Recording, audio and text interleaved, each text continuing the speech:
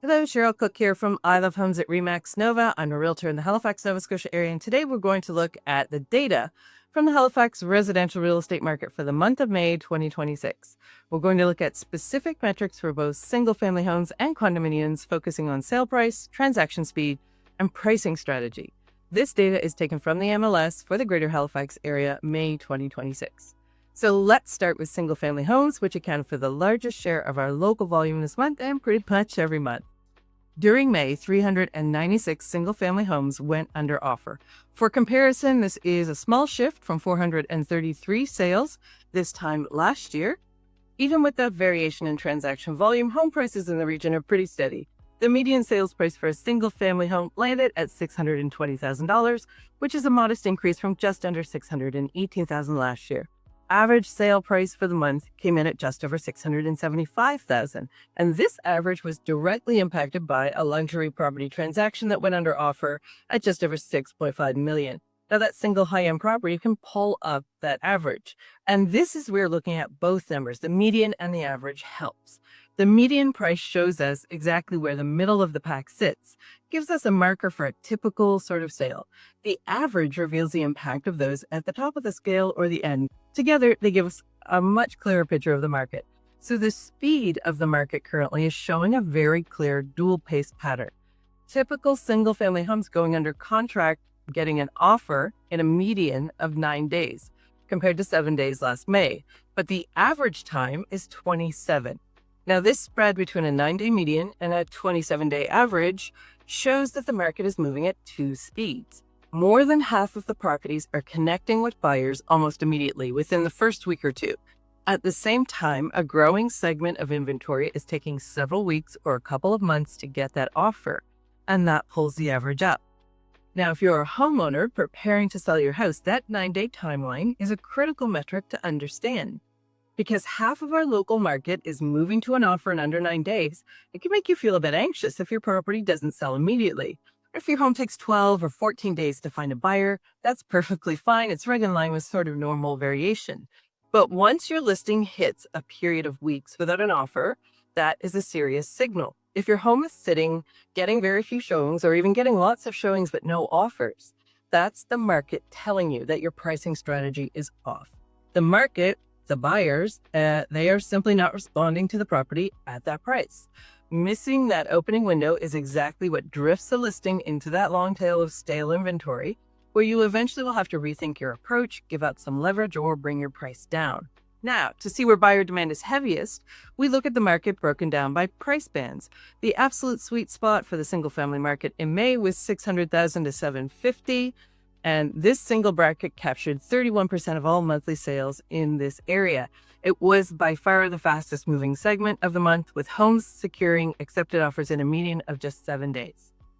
But the surrounding tiers were also pretty steady.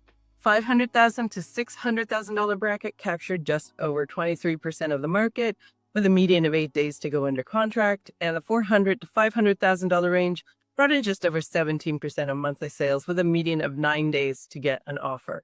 These three mid-range bands made up nearly 3/4 of the entire single-family market.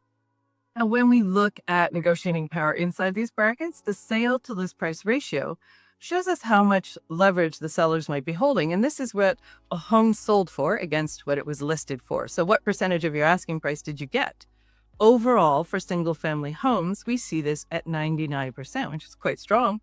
For homes under $400,000, that final sale settled at a median of 98.6% of the asking price. In that busy $400,000 to $500,000 tier, transactions held strong at a median of 99.5%, $500,000 to $600,000 bracket, 98.2%. And meanwhile, in that sweet spot, $600,000 to $750,000, very competitive median of 99.5%, meaning buyers didn't have a lot of room to haggle on well-priced listings. That 99.5% median held steady all the way through $750,000 to $1 million bracket. And it's only when you cross over into that tier above $1 million when you see that leverage shift, and the final number settles at 96.5% of the list price, giving the premium buyers a little bit of room to breathe there. If you're a buyer shopping in these core brackets, anywhere from 450,000 to 750,000, that market is moving pretty quickly. So your reality is an environment where well-priced houses are going to find that buyer in less than a week, and you should fully expect to see a few other buyers coming in for the same property. In this price range, having your financing pre-approval completely organized and having your ducks in a row isn't just a nice detail. Some sellers will be looking for pre-approval letters to go with the offers. Now, the pace only begins to shift once you look above these core brackets. For properties priced between 750,000 and $1 million, which held about 20% of the market, the median time to find a buyer switched to 12.5 days. The average timeline moved at 47 days. And in that luxury tier over $1 million, this is about 5% of our monthly sales. The median is 17 days to get an offer in, with final sales price showing that sellers are a little more receptive to those below list offers. Leverage and speed are being shaped by your specific price band. The data regarding pricing strategy shows exactly how initial pricing really impacts that timeline.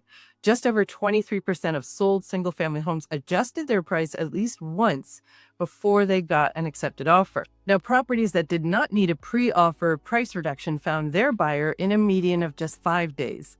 For the segment of homes that required a price adjustment, the median time to get that accepted offer moved to 37 days, and the average timeline extended out to 64. So this means that an accurate initial list price that matches the market keeps the transaction moving smoothly and can save you literally weeks. Properties that align with the buyer expectations for the market land right near that fast median timeline, while properties that start too high drift into that longer average tail, where the process simply requires extra patience and likely some price reductions.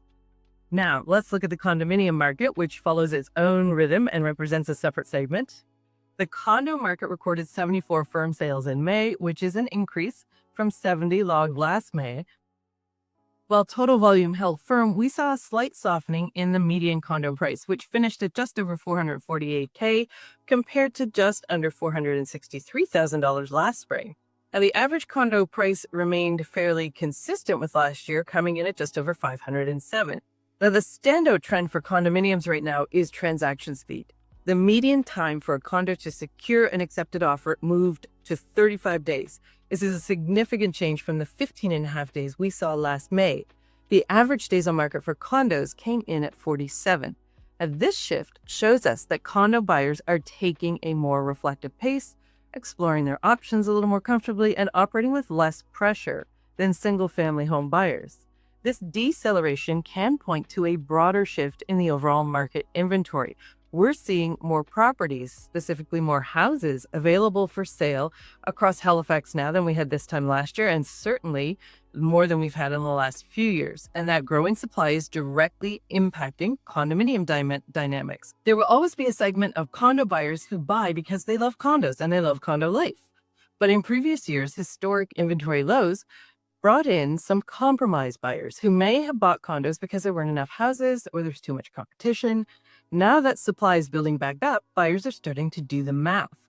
Consider a typical $400,000 condo. Now, when you add a standard monthly condominium fee, let's say $500, and look at the true carrying cost there, you often have to pay utilities as well, it can shift the final picture. With more active listings on the market, a buyer can look at a single-family home like a semi-detached in Dartmouth, Eastern Passage, Lower Sackville, in the $450,000 range for a comparable monthly payment.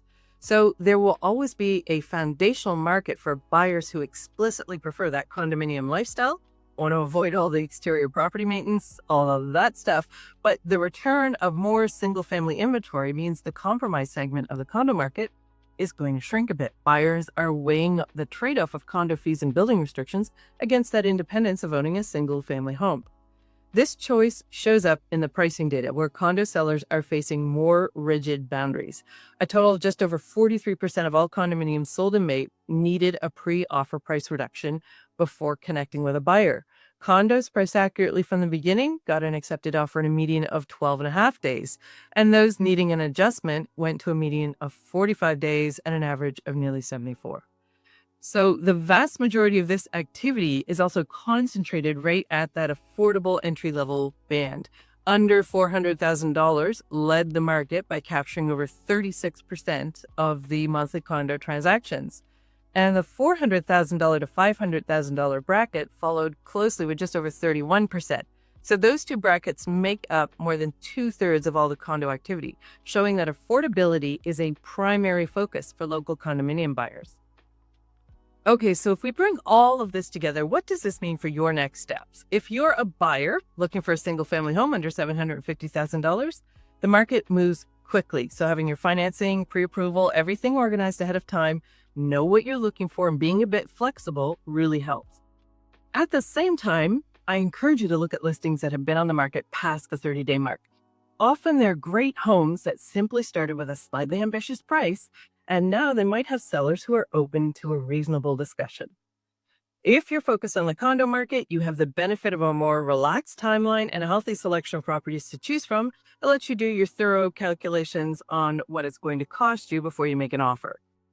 Now, if you're preparing to sell a single family home or a condominium, your initial launch price is the most powerful tool you have to manage your timeline. Even though we see homes going quickly, buyers are knowledgeable about local values and they will wait for a home that feels like a good value. Be open to what the market's telling you and remember that making a swift, data-driven adjustment keeps your property fresh, prevents it from sitting in that longer inventory tail, and helps you move forward to get that offer. Every single property, neighborhood, and move has its own unique factors. So if you'd like a clear look at where your home fits in today's Halifax market, or if you're planning a move and you want to talk through the options, feel free to reach out. And thank you so much for joining me today. I look forward to seeing you next month for our next update.